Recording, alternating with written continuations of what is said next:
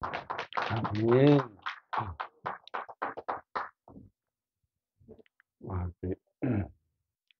할렐루야 성가대 찬양 드는데 왜 눈물이 이렇게 나오는지 모르겠습니다. 하나님께 영광의 박수 한번 올려드립니다.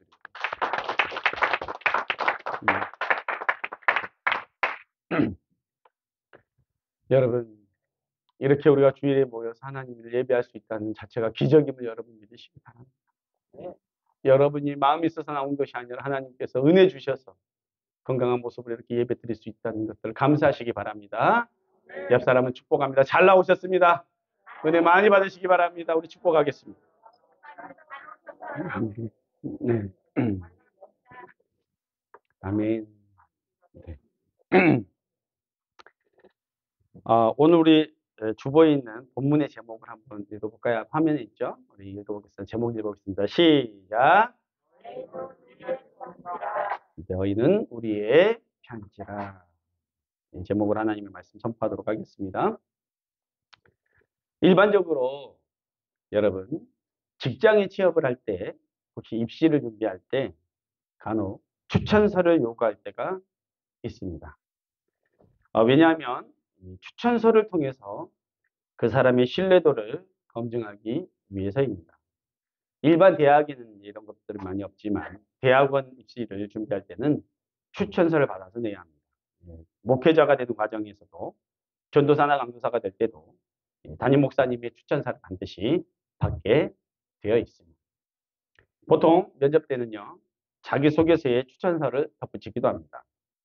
자기소개서는 보통 여러분 어떻게 쓸까요? 자기의 솔직한 면을 씁니까? 아니죠. 자기의 긍정적이고 좋은 면만 보통 쓰지 않겠습니까? 여러분, 좋은 점 위주로 없는 것도 있는 것처럼 부풀려서 보통 쓰게 됩니다.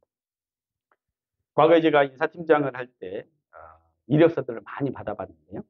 그때 자기소개서만 본다면 세상에 참 이런 아름다운 사람들이 없습니다. 다 열심히 해. 다 믿을만하대요. 다 최선을 다하고 살았대. 열정을 다했대요. 칭찬받고 살았대요. 다 동일해요. 정직하게 쓴 사람이 하나도 없어요. 왜냐하면 자기를 포장해야 되고 광고해야 되기 때문에. 여러분, 글만 보면 너무 완벽한 사람들입니다. 이력서들, 자기소개서를 보면. 여러분, 면접관은요, 보통 자기소개서를 얼마나 신뢰할 것 같습니까? 얼마나 신뢰할 것 같아요? 잘 안 믿어요. 믿을 수가 없죠. 그죠? 자기가 자기에 대해서 쓴 거니까. 자기가 자기에 대해서 쓴 것은 객관적입니까? 객관적이지 않습니까? 완전히 주관적이잖아요. 그죠? 근데 자기는 자기를 평가할 때 박하게 평가하지 않아요. 자기를 좋게 평가해요. 대신 남을 어떻게 해요? 아주 박하게 평가하죠. 근데 자기는 굉장히 좋게 평가를 한단 말이에요. 그래서 면접관들은 자기소개서를 별로 신뢰하지는 않아요. 그래서 뭐를 위주로 보냐면 이력 위주를 봐요. 이력 위주. 자격증을 보고 또 추천서를 또 받아보기도 하죠. 그리고 신청 면접을 통해서 검증 작업을 거치게 됩니다. 그러나 작정하고 속이는 사람은 완전히 거를 수는 없죠. 어느 정도는 거를 수 있지만 한 번 봐갖고 제대로 알 수 없죠. 그런데 나중에 함께 일을 해보거나 함께 생활을 해보면 그 사람의 말이 맞는지 틀린지 알 수 있어요, 없어요? 있죠. 얼마 안 걸려요. 몇 달은 속일 수 있겠죠. 그러나 1년, 2년, 3년 속일 수 있습니까? 속일 수 없어요. 반드시 드러나게 되어 있습니다. 결국은 본질적인 성품과 역량, 심성은요, 반드시 드러나게 되어 있다는 것이죠. 성도 여러분, 하나님이요, 인간에게 주신 편지가 2개 있대요. 편지가 2개. 하나님이 인간에게 주셨대요. 우리를 창조하신 하나님이 인간에게 편지를 2가지를 주셨대요. 첫 번째 편지는 뭐겠습니까? 성경, 하나님의 말씀이 하나님이 우리에게 주신 편지입니다. 당신의 마음과 당신의 뜻과 우리가 어떻게 살아야 되는지를 정확하게 알려주셨죠. 그리고 또 하나는 뭐일 것 같습니까, 여러분? 바로 말씀의 제목처럼 우리 크리스찬들 한 사람 한 사람 하나님이 세상을 향해 쓰신 뭐다? 편지다. 라요. 성경만 그것이 있는 것이 아니라 바로 우리 한 사람 한 사람 하나님이 세상을 향해서 보내신 편지라는 것입니다.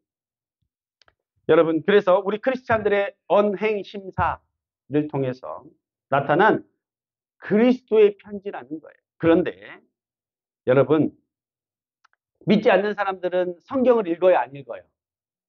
안 읽죠. 근데 뭐를 읽냐면 두 번째 편지를 읽어요. 그리스도로 세상에 보내진 크리스찬들의 우리 편지들 한 사람이 어떻게 사는지에 대해서 그것을 읽고 본다는 거예요. 그래서 여러분, 믿지 않는 사람들은 말을 안 해도 우리의 신앙 정도가 어느 정도인지 다 알고 있습니다.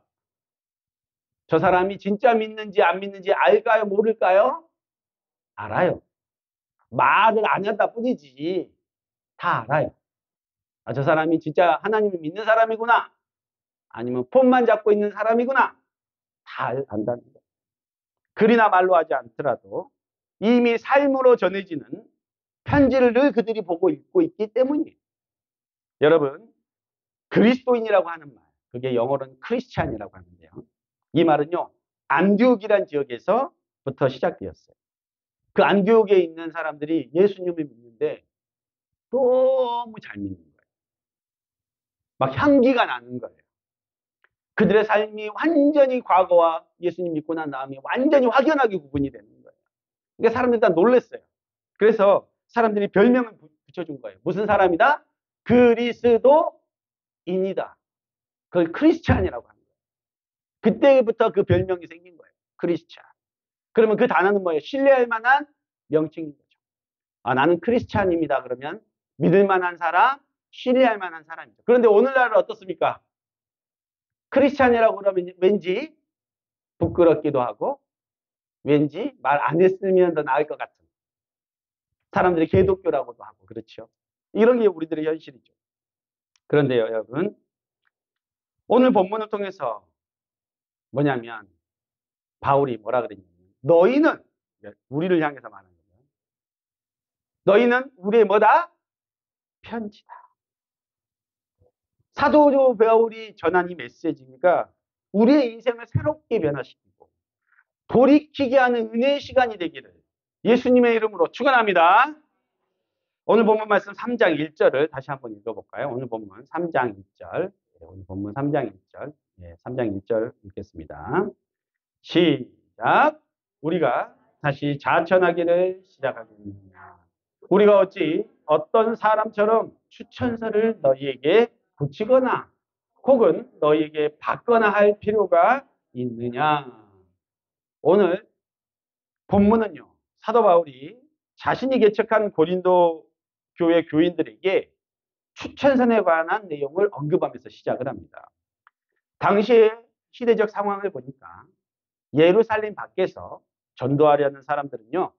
예루살렘 교회의 청거서, 옛날에는 청거서였고 지금은 추천서를 받아야 했답니다.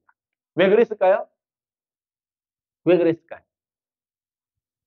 당시에도 오늘날처럼 사역자에 대한 증명서가 필요했기 때문이에요. 이단들도 많았고 미혹해하는 사람들이 그 당시에도 있었다는 것입니다. 사도행전 18장에도 이렇게 나와요. 에베소 교회가 아볼로를 아가야 지방으로 보낼 때 그 지방 교인들에게 편지를 써준 내용이 있습니다. 믿을 만한 사람이고 우리가 파송한 사람이다 라고 신뢰를 얻도록 한 것이죠. 그런데 바울은요.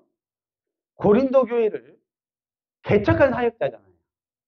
추천서가 필요해요? 안 필요해요? 안 필요하죠. 자기가 그 교회를 개척했는데. 근데 뭔데? 갑자기 사도 바울이 이 고린도 후서를 통해서 추천서를 말하는 이유가 뭐냐면 바로 이 추천서 문제로 시시비비가 생겨났기 때문이에요. 바울의 적대자들. 바울을 반대하는 사람들이 바울이 청거서가 없다라는 그 이유 하나로 마치 그가 사기꾼이면서 또 그의 전통성에 대해서 공격을 시도했기 때문에 그래서 성도들이 막 미혹을 당하는 거예요. 사도 바울 말을 믿으면 안 돼. 뭐 이렇게 하는 거죠. 그는 전통성을 가진 사람이 아니야. 사도도 아니야. 막 이렇게 한 것이죠. 그러면 그 신뢰가 깨지게 되는 것이죠. 그런데 제가 성경 주석을 좀 찾아보니까 누가 도대체 이렇게 했냐라고 하는 거니까 일부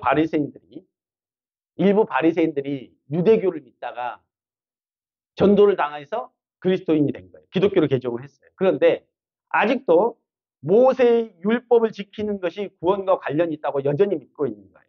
그러다 보니까 율법보다 믿음을 강조했던 바울을 탐탁치 않게 여겼던 거예요. 그러니까 이와 같이 청거서 문제를 제기한 것으로 인해서 그의 영향력을 없애려고 했던 것입니다. 그러나 이런 공격에도 불구하고 바울의 대처는 어땠습니까? 우리 한번 성경을 읽어보도록 하겠습니다. 우리 함께 2절, 3절. 바울이 이런 상황에 어떻게 대처했는지 우리 함께 읽어보도록 하겠습니다. 시작. 너희는 우리의 편지라. 우리의 마음에 썼고 뭇 사람이 알고 읽는 바라. 너희는 우리로 말미암아 나타난 그리스도의 편지니 이는 먹으로 쓴 것이 아니요 오직 살아계신 하나님의 영으로 쓴 것이며 또 돌판에 쓴 것이 아니요 오직 육의 마음판에 쓴 것이라. 아멘. 바울은요 종이에 쓴 청거서 추천서가 무슨 대수냐, 그게 뭐가 중요하냐, 열매를 보고 알아라, 내가 너희들 전도한 거 아니냐, 내가 교회를 세운 것 아니냐라고 얘기를 합니다. 바로 너희가 우리의 편지다, 너희가 우리 열매다, 너희가 나를 통해서 복음을 알았고 변화된 인생을 살고 있지 않느냐라고 말한 것입니다. 그래서 그 추천서는 종이에 쓰는 것이 아니라 어디에 쓰는 것이다? 우리의 마음에 쓰는 것이다. 그리고 너의 삶이 그것을 증명하고 있기 때문에 뭐 사람이 이미 그것을 알고 있고 너의 삶을 사람들이 읽고 있다. 네가 크리스찬이라는 것을 읽고 있다. 그리고 성도들의 정체성에 대해서 다시 한번 확실하게 바울은 짚어줍니다. 뭐라 그러냐면 너희는 그리스도의 편지다. 다시 뭐라고요? 너희는 그리스도의 편지다. 나의 편지이기도 하지만 누구의 편지다? 그리스도의 편지라는 거예요. 우리 마음판에 새겨진 그리스도의 사랑과 구원의 은혜를 전하는 편지들이라고 말하는 것입니다. 이것은 먹으로 쓴 것이 아니고 하나님의 영인 성령으로 우리 마음에 인친 것이라고 말씀합니다. 성도 여러분, 저는 오늘 이 본문의 말씀을 통해서 딱 두 가지만 살펴보도록 하겠습니다. 첫 번째는요. 편지는요. 발신자와 수신자가 있다는 것입니다. 발신자는 뭐예요? 보내는 사람. 그죠?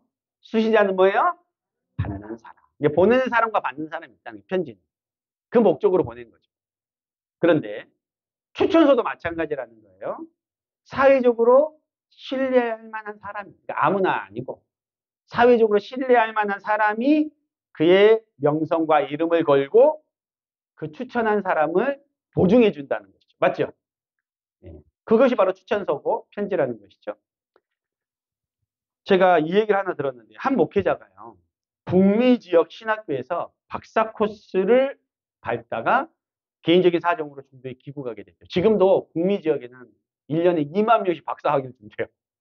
그렇게 뭔가 학위를 따려고 자기를 증명하려고 그렇게 막 가서 막 공부하고 그런답니다. 그런데 이분도 공부를 하다가 신학 박사 코스를 밟다가 개인적인 사정으로 이제 갑자기 이제 중도에 귀국하게 됐어요.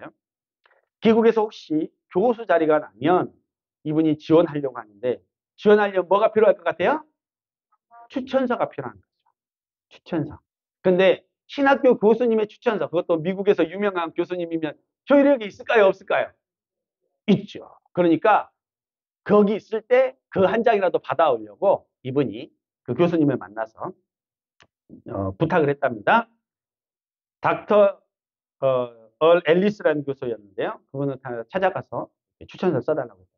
교수님은 학생의 요청대로 추천서를 써주었습니다. 그리고 봉투에 담았습니다. 그걸 밀봉을 했어요. 이분이 이제 한국으로 완전히 귀국을 했는데 그 추천서 내용이 궁금할까요? 안 궁금할까요? 도대체 뭐라고 썼을까? 궁금하죠? 또 권위 있는 분이 썼으니까 그분이 한마디가 영향력이 분명히 끼칠 텐데 그는 궁금했어요. 그래서 그 추천서 밀봉된 거를 딱 뜯어서 딱 빼서 한번 열어봤어요. 그런데 그 내용이 보고 그가 깜짝 놀라버렸다. 도대체 내용이 뭐였는지 제가 읽어드리겠습니다. 나는 이분이 나의 수업을 듣고 열심히 과제를 내고 성적을 우수하게 받은 사실을 압니다. 그렇지만 나는 이분을 인격적으로는 잘 알지 못합니다. 이렇게 써줘 버렸대요. 그 목사님은 충격을 받았어요. 아무리 그래도 한국 정서에는 어떻게 해요? 자기가 잘 몰라도 어떻게 써요? 이왕이면 좋게 써주죠. 잘 몰라도 그냥 잘합니다. 믿을만 합니다. 보통 이렇게 써주잖아요. 그런데 적당히 알아서 써주는 게 예의인데 서양 사람들은 그런 게 있어요? 없어요? 없어요. 서양 사람은 그런 게 없어요. 너무나 직설적이었던 거예요. 그런데요, 여러분 생각해 보면 그 내용이 맞아요, 틀려요? 그게 맞는 거예요. 교수님은요, 너무나 정직하고 정확하게 그 글을 쓴 거예요. 추천서는요, 자기의 명예를 걸고 누군가의 삶과 인격을 보증해 주는 것인데 거짓으로 쓸 수 없었기 때문에 하나님 앞에서 거짓으로 쓸 수 없었기 때문에 왜냐하면 목회자고 목사고 교수인데 그렇죠? 여러분 오늘 본문은요 우리를요 그리스도의 편지라고 말해요. 발신자가 누굽니까? 발신자가 누구예요? 누가 보냈어요? 하나님, 예수님이 우리를 보냈어요. 어디로? 수신자가 누구예요? 바로 세상에 믿지 않은 수많은 사람들에게 우리를 그리스도의 편지로 보내신 것입니다. 우리가 세상을 향해 붙여진 그리스도의 편지라는 지금까지 우리가 살던 삶의 방식으로 살아서는 될까요? 안 될까요? 안 돼요. 이 사실을 알았다면 그대로 살아서는 안 된다는 것입니다. 제가 아는 광주에 이 서로사랑교회라고 있는데 그 교회 장로님이요. 이분은 등치도 크시고 굉장히 이렇게 무지가신 분인데 어디를 가든지 자기가 장로라고 말씀하시고 사세요. 그러니까 헬스장을 가셔도 뭐라 그러면 자기는 장로라고 해요. 그러니까 이름 쓰고 옆에 뭐라 그래요? 장로 이렇게 써요. 그럼 뭐예요? 이분은 교회 다니시구나. 그죠? 뭐 식당을 가도 나는 장로.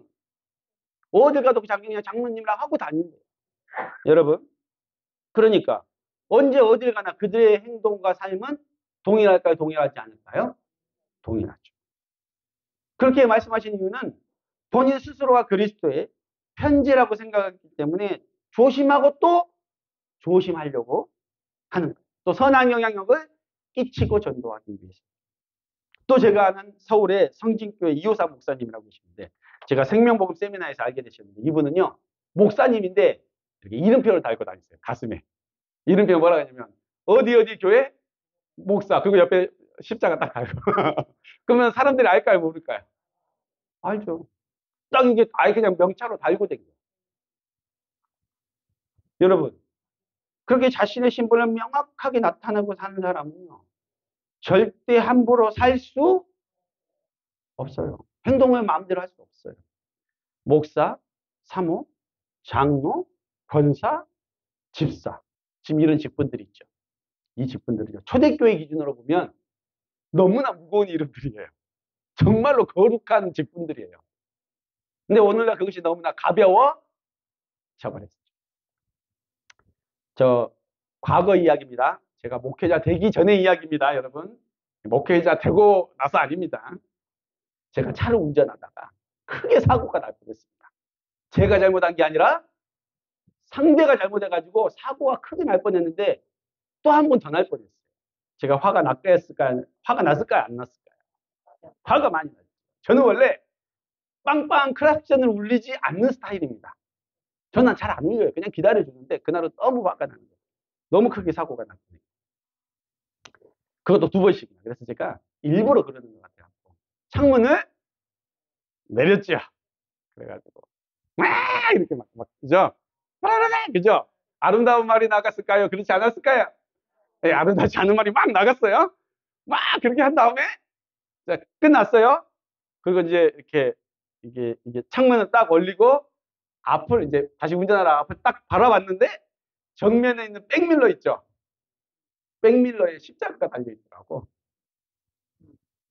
그러니까 내가 지금 창문을 열었으니까 상대가 제 십자가를 봤을까요? 못 봤을까요? 봤죠. 봤죠.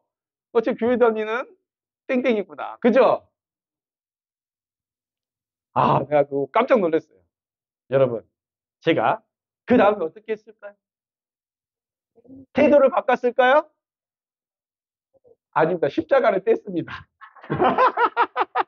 십자가를 뗐어.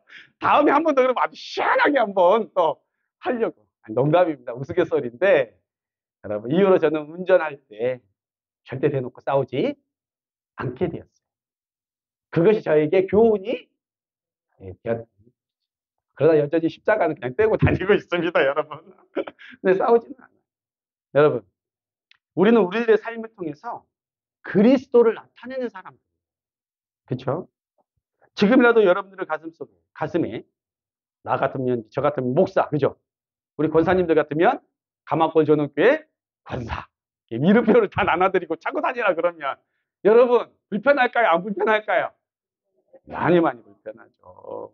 아니면 가마골 전원교회 성도 이런 거 막 줘가지고 하게 되면 너무 힘들지 않겠습니까?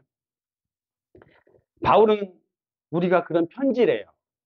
비록 이름표는 붙이지 않았지만 이미 우리는 그 이름표를 단 사람같이 살아야 하는 편지들이라고 말씀하는 거예요. 여러분, 왜 전도가 안 되냐면 우리가 삶을 대충 살기 때문에 하나님을 제대로 믿지 않고 있기 때문에 삶으로 드러나는 글이 너무나 흐리기 때문에 저 사람이 크리스찬인가? 아닌가? 애매한 거예요. 잘 안 보이는 거예요. 이런 경우가 있죠. 너 교회 다녔냐? 맞죠? 이런 얘기. 그죠? 너 교회 다녔어? 이런 얘기를 들을 수가 있다는 거예요. 전혀 눈치를 못 채는 거예요. 평소에. 크리스찬 같지 않은 삶을 여전히 살고 있기 때문에 그런 거예요. 여러분, 그리스도인 편지인 우리들이 가장 선명하게 그리스도의 편지라고 드러나는 부분이 이겁니다. 저는 시간 없기 때문에 아주 간단하게 말씀드릴게요. 죄에 대한 우리의 태도 변화의 대응에서 확실하게 이 사람이 크리스찬인가 아닌가 드러나는 거예요. 죄에 대한 삶의 태도. 뭐냐면 예수님을 믿고 회심하는 사람들은 가장 확실한 증거가 회개예요. 회개. 회개란 죄에서 돌이켰다는 거예요. 거듭난 사람들은 삶의 변화가 반드시 있습니다. 그리고 사람들도 그것을 확연하게 느끼게 돼요. 빛은 어둠과 함께 할 수 있습니까? 없습니까? 절대 함께 할 수 없어요. 회심한 사람들은 죄와 함께 할 수 없어요. 그래서 요한일서 3장 8절 9절에 오늘 제가 찾아놨습니다. 뒤에 한번 보시면 우리 함께 읽어볼게요. 요한일서 3장 8절 뒤로 넘겨보시면 있습니다. 3장 8절 9절 함께 읽어보겠습니다. 아니, 말씀에 있습니다. 예, 8, 9. 예. 한 목소리 읽겠습니다. 시작. 죄를 짓는 자는 마귀에게 속하나니 마귀는 처음부터 범죄합니다. 하나님의 아들이 나타나신 것은 마귀의 일을 멸하려 하십니다. 하나님께로부터 난 자마다 죄를 짓지 아니하나니 이는 하나님의 씨가 그 속에 거하며 그도 범죄하지 못하는 것은 하나님께로부터 났습니다. 여러분, 마귀는요, 우리 크리스찬이 죄와 타협하는 자가 되기를 원하고 또 그렇게 하려고 해요. 왜 그런 줄 아세요? 그렇게 되면요, 우리가 세상에 보낸 편지, 그리스도의 편지가 되지 못하기 때문이에요. 힘이 다 잃어버려요. 말의 힘도 잃고 우리가 전도도 할 수가 없습니다. 주일날에는 교회 나오고 밤에는 친구 따라 적당히 죄 짓는 장소에 가도록 이렇게 일러줘요. 또 적당히 헌금하고 굳이 11조 하지 말라고 막 돈 벌기 위해서 적당히 죄를 지어도 된다고 얘기해요. 목사가 보는 데에서는 말 조심하지만 안 보는 데서는 조심할 필요가 없다고 얘기해요. 그러나 타협하는 크리스찬은 남에게 절대 영향력을 끼칠 수 없습니다. 신앙에 영향력을 끼칠 수 없습니다. 우리에게는 매일매일이 주일이고요. 평일에도 교회 밖에서도 동일하게 크리스찬으로 사셔야 하는 것입니다. 회사에서도 나는 교회에서와 같이 행동하겠다고 결단하고 실천해야 합니다. 그때야 비로소 여러분들이 그리스도의 편지가 될 수 있는 것입니다. 두 번째로는요, 제가 생각해 보고자 하는 건 뭐냐면, 추천서 쓰고 나서 제일 마지막에 뭐라고 합니까? 제일 마지막에. 그 추천서를 쓴 사람의 이름과 사인이 들어가죠. 그죠? 처음에는 내용이 들어갔고, 자, 마지막에는 뭐예요? 이름과 사인이 딱 들어간다. 여러분, 사도 바울에게는 확신이 있었어요. 어떤 확신이 있었냐면, 자기는 복음을 복음으로 순전하게 전했기 때문에 그에게는 확신이 있어요. 근데 한 가지가 두려웠던 거예요. 어떤 것이 두려웠냐면, 열심히 자기가 사역을 했고, 전도도 했지만, 그게 자기 만족으로 한 사역이었는가? 아니면, 정말 하나님이 만족하시고, 기뻐하시는 사역이었나? 그것이 두려웠던 것이죠. 그는 본문 3장 5절에서 이렇게 말합니다.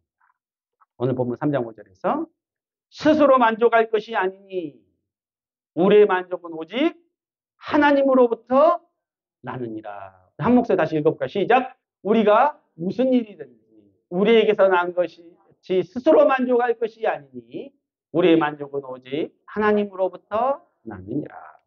여러분, 교회를 열심히 섬겼어요.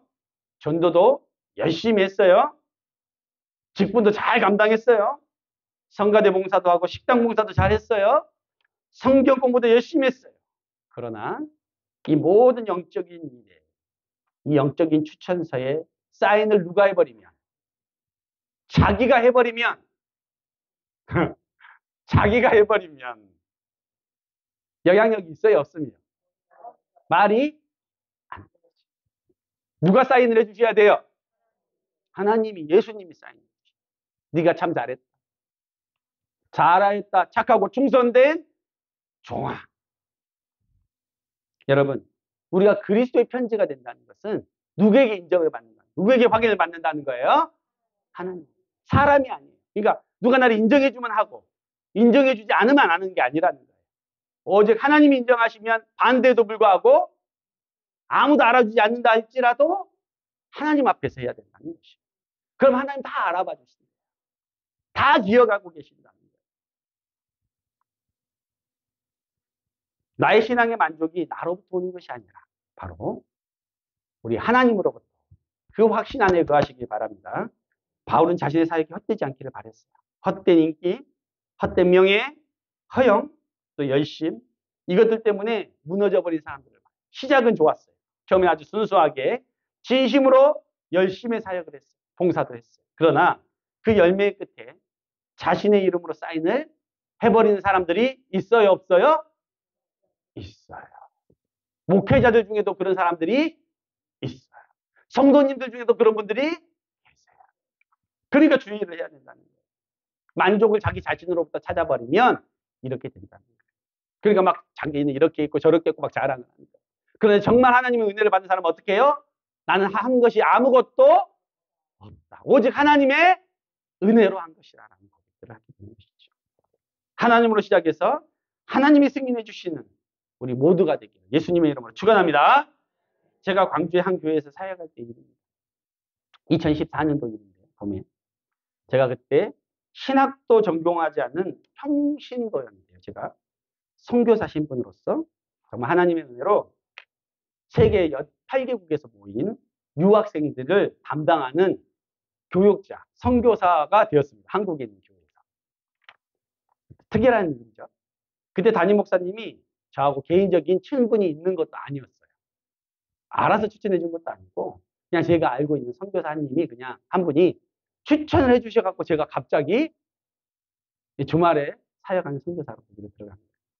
한 유학생들이 한 5, 60명 정도 있었는데 제가 이제 주로 중국어로 설교도 하고 이제 소통도 하고 영어로 뭐 번역도 하고 통역도 하고 또 이제 내려와서 영어로도 이렇게 교제하고 그랬었는데 제가 그런 이 유학생들에게 복음을 전하는 어떤 사역에 선교에 부르심을 받죠. 엄청 감사했었어요. 그런데 당시는요 너무 파격적인 결정이었던 것 같아요. 후폭풍이 엄청 셌습니다. 제가 담당했던 그 유학생 부서만 교사만 15명이었어요. 그 당시.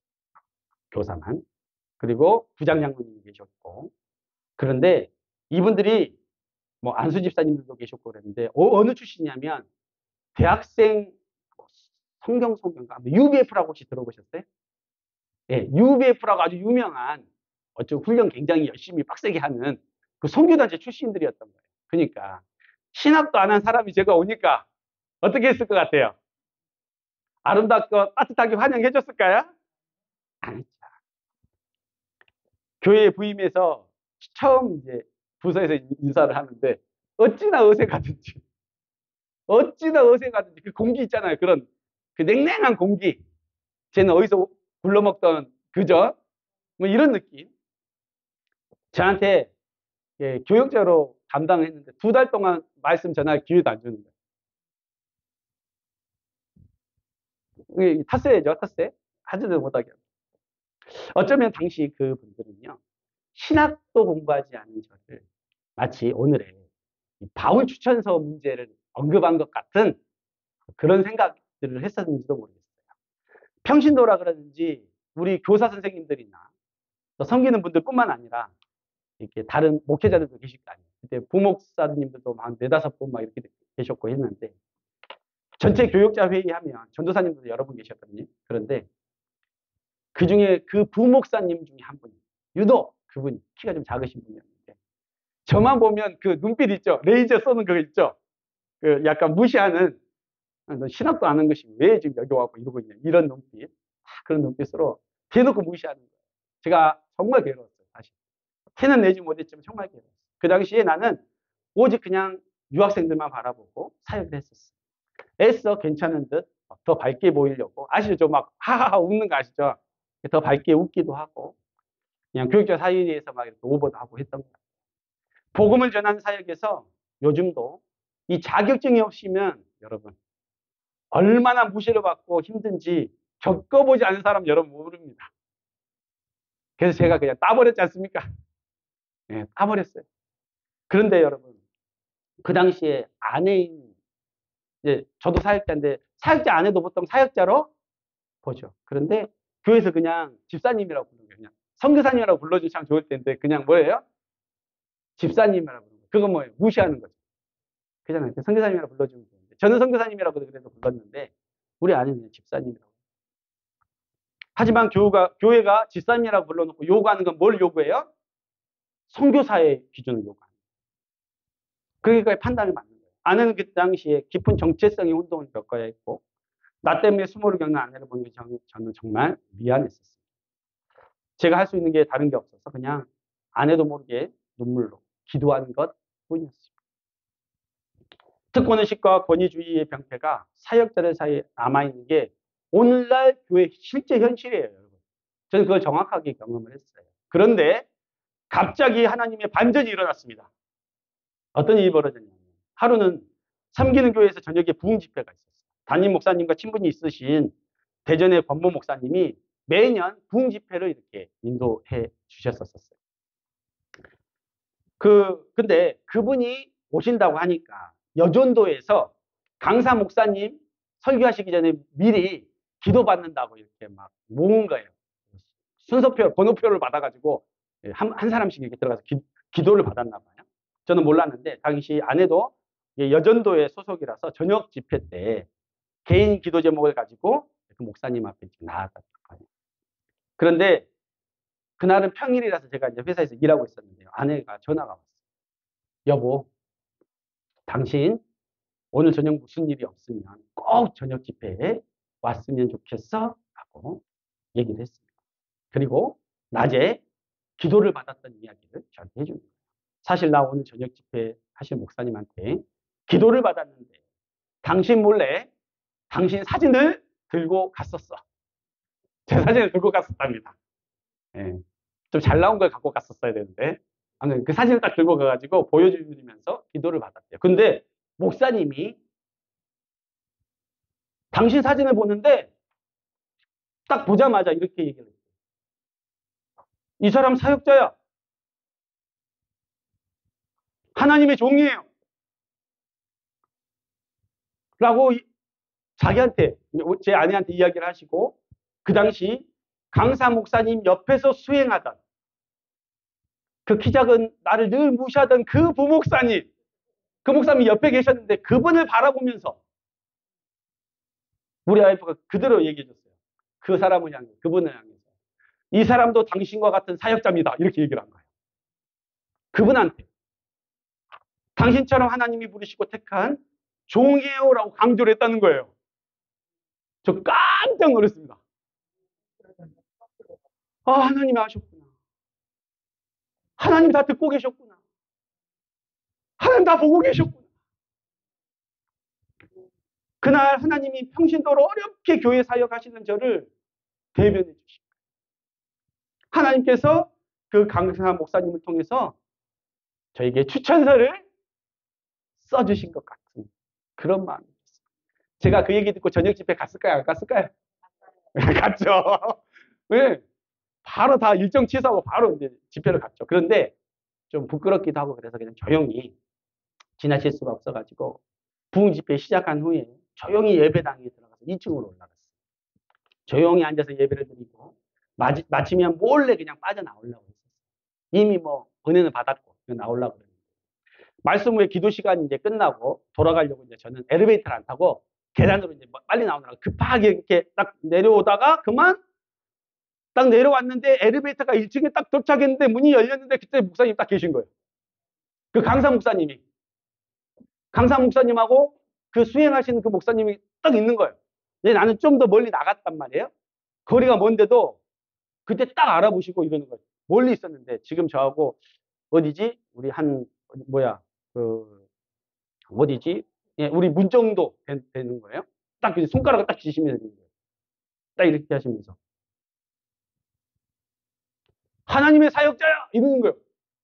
거기서 제가 문 밖에 나가서 하나님의 사역자야! 이러고 오라는 거예요. 그러면서 오라고 하시더니 당신은 계속 사역을 해야 해. 앞으로 신학 공부도 하고 주님의 부르심에 순종하세요! 이렇게 하시는 거예요. 그러면서 여기서 무릎 꿇으래요. 엘리베이터 앞에서 나한테. 그래서 앞에서 무릎을 딱 꿇었어요.